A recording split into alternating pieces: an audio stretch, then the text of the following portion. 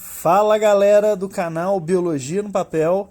Hoje a gente vai falar sobre ciclos reprodutivos, assunto que vez ou outra aparece em alguns vestibulares, já apareceu no Enem também.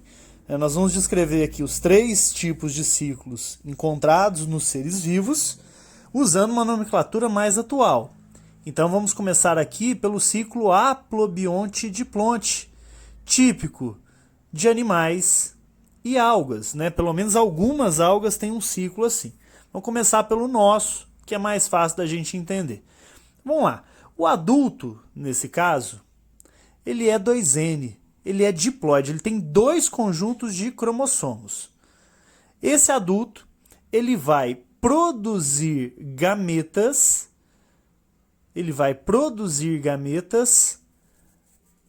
haploides, ou seja, gametas N. Então, o modo de reprodução celular aqui é a meiose, ok? Ele vai fazer meiose, que é sempre um processo reducional para produzir os gametas, no nosso caso, espermatozoide ou óvulo. Lembrando que aqui, como uma meiose serve para a produção de gameta, a gente vai chamar essa meiose de meiose gamética ou final, né? Ocorre no final do ciclo de vida do indivíduo. Esses gametas produzidos, eles vão fazer fecundação. Dica preciosa, sempre que você identificar 2 setas convergindo aqui no ciclo, elas indicam fecundação, ok? Significa que os gametas estão se encontrando e está ocorrendo aqui a fecundação. Então a fecundação vai gerar um zigoto, 2N, ok? Fecundação sempre gera um zigoto, no caso diploide, porque junta N de um gameta mais N do outro, ok? E aí, esse zigoto vai formar, né, vai se desenvolver através de mitose um indivíduo adulto, ok? Mitose, que é um processo equacional, está gerando células idênticas à célula-mãe. Beleza? Esse ciclo aqui é um ciclo haplobionte-diplonte. Numa nomenclatura mais antiga, pode ser chamado também de diplobionte, mas isso gera uma certa confusão, ok? Então hoje nós usamos uma nomenclatura mais recente, usada pelos principais autores de biologia, e a gente vai considerar esse ciclo como haplobionte-diplonte. Beleza? Então só para deixar muito claro aqui que nós estamos falando, né, de um sapinho. Vou fazer aqui um sapinho, né, desenhar aqui um lugarzinho onde ele está sentado, até que ficou bacana o sapo.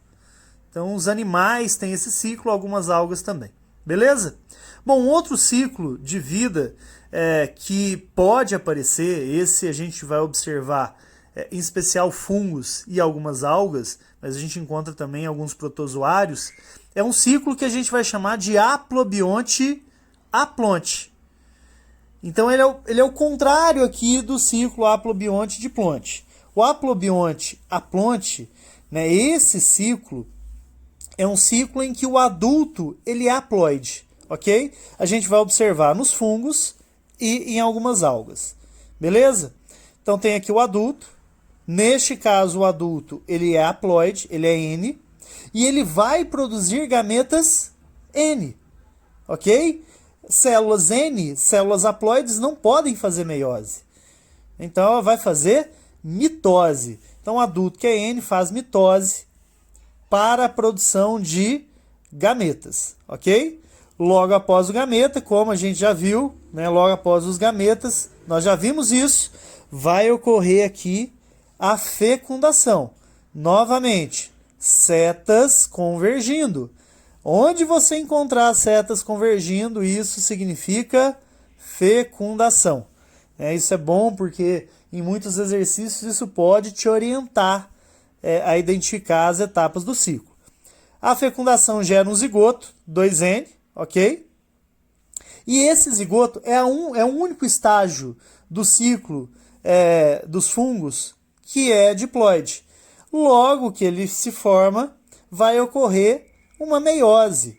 Vai ocorrer aqui uma meiose, como toda meiose reducional, vai reduzir, né, pela metade aqui o número de cromossomos, e a gente vai chamar de meiose zigótica, ou meiose inicial, ocorre no início do ciclo, ok?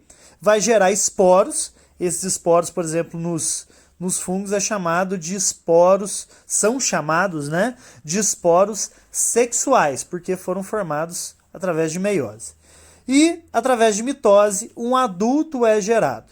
Então, lembrem-se, esse ciclo é muito, muito, muito relacionado aos fungos. Vou fazer aqui uma Amanita muscaria, né? Aquele fungo que a gente já discutiu na aula de fungo. Tá? Então, procure aí a aula de fungo, a gente falou sobre o Amanita, né? Um fungo alucinógeno. Beleza?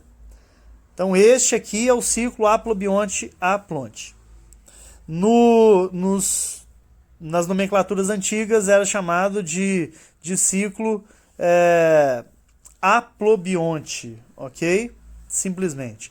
Bom, o último ciclo é um ciclo que na nomenclatura atual a gente chama de diplobionte e é aplicado às plantas. Então todas as aulas que nós temos de plantas, né, estão todas aí no canal, você vai observar esse ciclo, em que há duas gerações. Uma geração que nós chamamos de esporófito e uma outra geração que nós chamamos de gametófito. O esporófito, ele é diploide, ele é 2N, e o gametófito, ele é haploide, ele é N, ok? Essa é a diferença básica entre os dois. O esporófito, fito significa planta, esporo, então é a planta que vai produzir esporos. Então o esporófito é responsável pela produção de esporos através de meiose.